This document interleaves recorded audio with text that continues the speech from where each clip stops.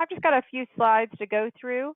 Our agenda here, we're going to talk a little bit about Sage Intacct for those that you're not super familiar with it, how we're going from Sage CRE to Intacct, and then then we'll get into the meat of what you guys are here to see is Sage Intacct budgeting and planning. A little bit about me. I've been with Alliance for now going on 5 years. My focus is I'm a product specialist, focusing on construction, service, manufacturing. I was a former controller, so have used the different Sage systems out there, and I'm really excited to talk to you more about Sage Intacct. So what is Sage Intacct? It is a best-in-class ERP. At the core, it is accounts payable, receivable, general ledger, report writer, purchase order, job costing system, but it's much more. It can do bank feeds. It has an open API. It's got the budgeting and planning module, which we're going to look at today. It is all cloud-based. It has workflow approvals that you can set up, expense reports, dashboards, inventory tracking, allocations, multi-currency for those that need it, intercompany, prepaid expense amortizations, and fixed assets. So a lot packed into one product. Some of these are modules that can be added on if you don't need them, but a very complete ERP solution.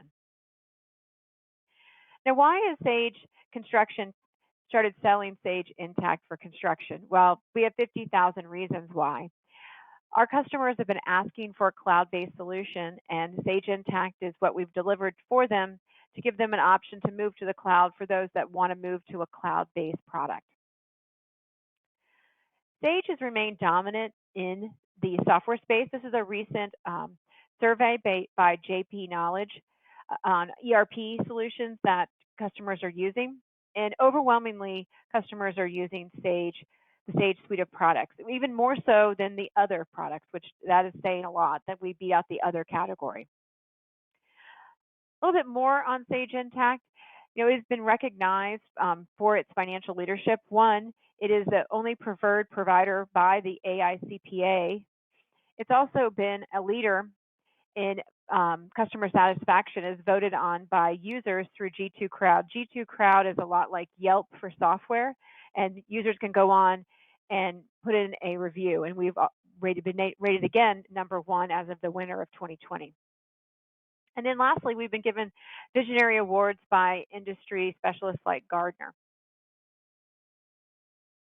So as Sage Intacct rolls out, we've partnered with quite a few companies that some of you may be familiar with, Procore for general contractors and Hyphen Solutions for residential builders, as well as tools like TimberScan and Workforce Go. So we're beginning to bring that partner network that you're used to with the Sage ecosystem into the Sage Intacct space. But let's talk about what we're here to talk about, Sage Intacct budgeting and planning. So I think this is probably a very familiar sight to most of you that do financial budgeting and planning. Lots of spreadsheets and lots of meetings.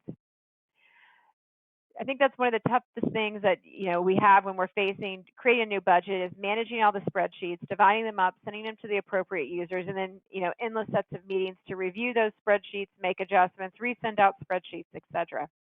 And so with our budgeting and planning module, we look to take that process and move it into a more concise process. So within your current accounting system, you have accounts and you have departments and divisions and projects. We look to summarize all of that up and do your budgeting on a financial high level.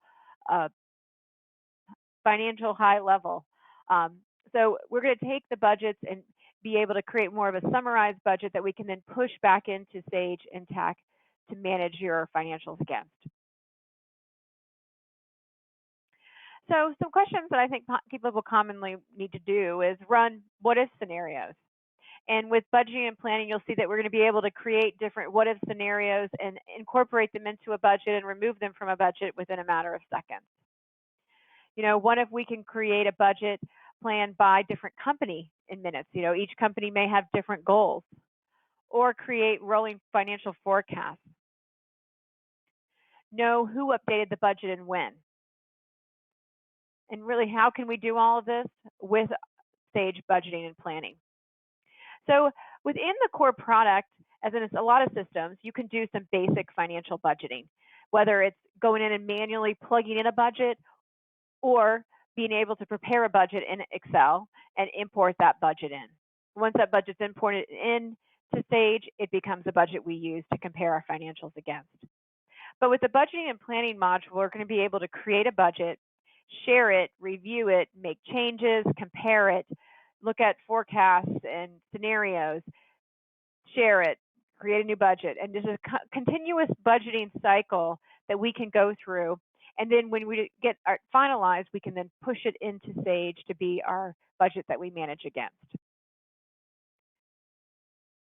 So we're going to cut down the time of doing all this from weeks and weeks to days, because we're going to be able to set up a budget template, build your expense, import in actuals to compare against, answer questions, share the budget, bring it into Sage.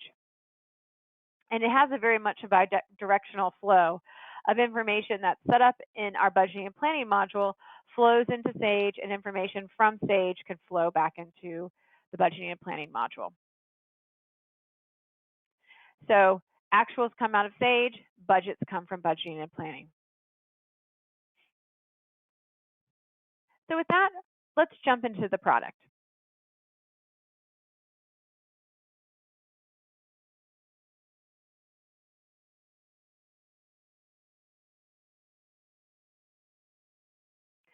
So when I first launched the budgeting and planning module, I do log in. That login will control what I have access to. If I've got multiple companies, I may only have access to specific companies depending on my role in the company. I may only have a read-only view to view my budgets.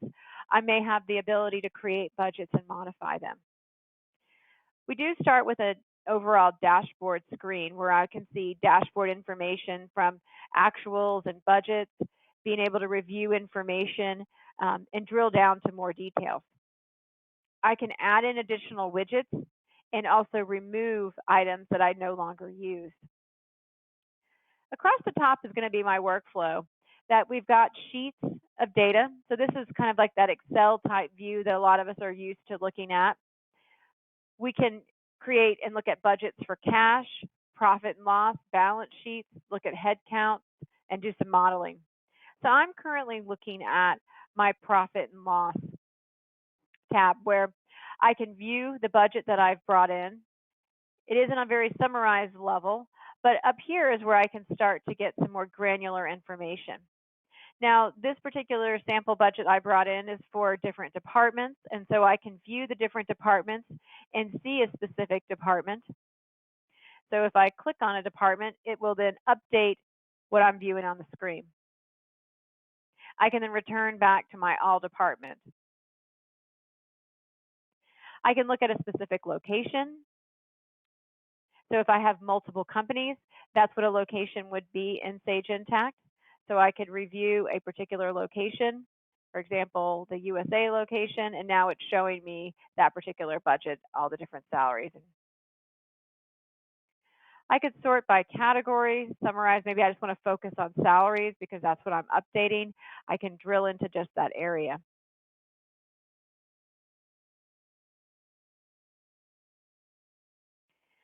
I can expand and adjust what I want to see, how I want to see it.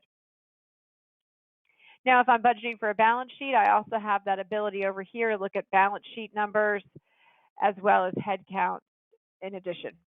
So as I'm starting to adjust for employees and changes in the company, I may want to plan out what that looks like. Now, in inputting this data in, we can bring over last year's actuals as a starting point and then begin to make modifications. But coming into my input screen, this is where I can begin to input data. So whether it's for planning for operational expenses, I can come in here and add in a line item for an operational expense. I can search on that. It will let me search through the categories if I was looking for professional services or insurance. Actually, let's put in professional services. I can add this in as an expense. And then I can begin to build out that budget for it. How often does this expense occur? Is it something that's a one-time fee we're planning for purchasing a new server, or maybe buying new software that we're going to have some consulting that we want to budget for? Or is it something that happens monthly, quarterly, yearly? And how is it spread? Is it the same amount each month, or does it vary month over month, or does it grow? Does it start at one amount and then it could, kind of increases percentage-wise each month or each time period? So we'll say we're going to budget for, $1,200 in monthly professional services. Now, if this only is going to last for a couple of months, we can say this expires maybe after 6 months. That's all we're planning for. What that date range is, we can also specify that. If this is something we're not planning on till like maybe the second or third quarter, we can budget for that. Then we can tap into Intacct's dimensions. And if you're not familiar with dimensions, these are tags or different ways to code transactions. So, in some systems like Sage 300, we use prefixes to represent departments or different companies.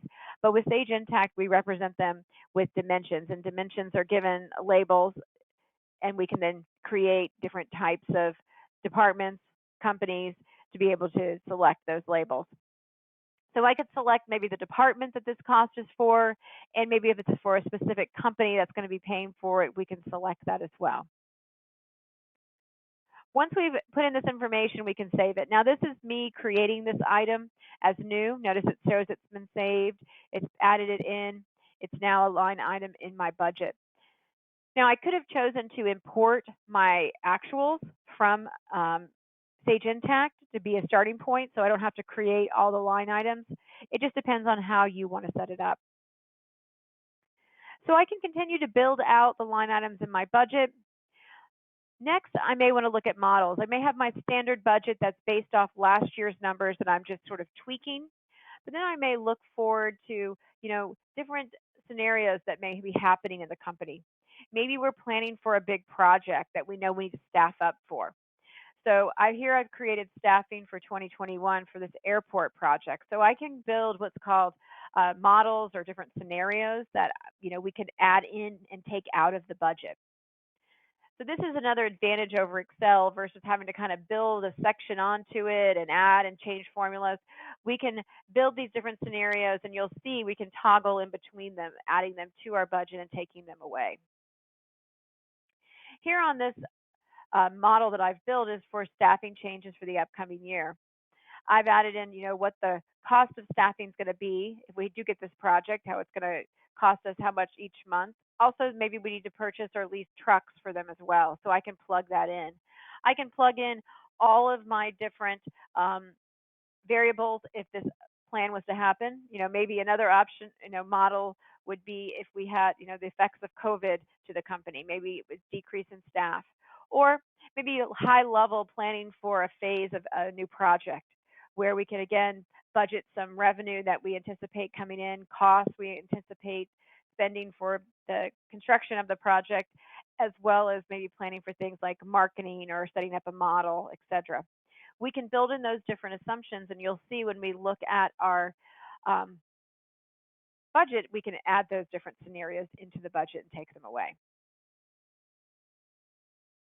So let's look at that, how these models or scenarios incorporate into our budget. So we're going to go back to that sheet we started off with looking at, and I'm looking at my working budget, but maybe I want to start to look at some of those forecasts.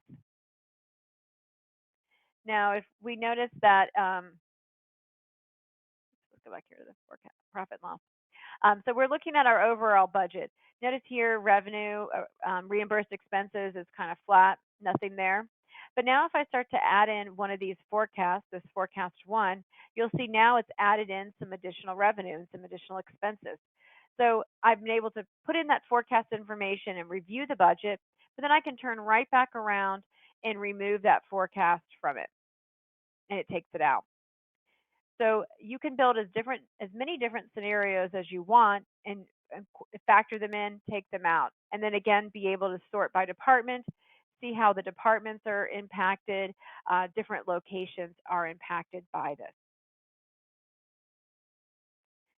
We have the ability to create reports and also share this data. So if I've got this budget built and I'm ready to review it, have other people give their input, make modifications to it, I can now share this budget out to my other users. So when I click on share up here, I can decide who I can email this to another user and decide what they can do with it. Maybe they can just view it. Maybe they can modify it.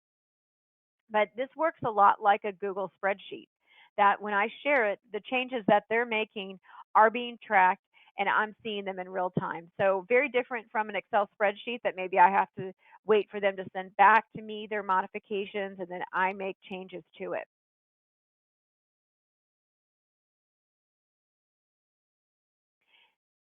And then when we're ready to, we can sync with Sage, pulling in actuals and pushing in our budget. So it's a constant process of maybe of syncing over information, getting refreshed financials out of Sage, sharing in the review process with other users, and then syncing that information back with Sage.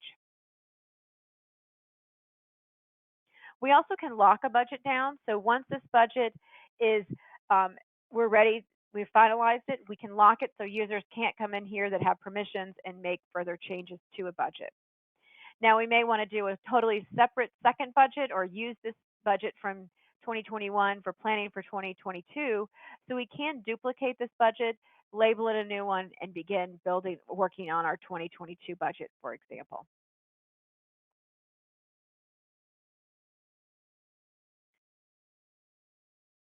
So as a user, I can start off by reviewing high level what's going on with the company on my dashboards, get a big picture of cash, expenses, the information that is synced from Sage that's come over. Then I can begin to build out my budget, reviewing it on this high level view of a spreadsheet type view, but then drilling into the details by going into the inputs area and really reviewing individual line items, making adjustments, adding in new line items to my budget, building out different scenarios that could happen that we need to plan for, and then reviewing those scenarios as they affect my budget on this overall high level sheet screen.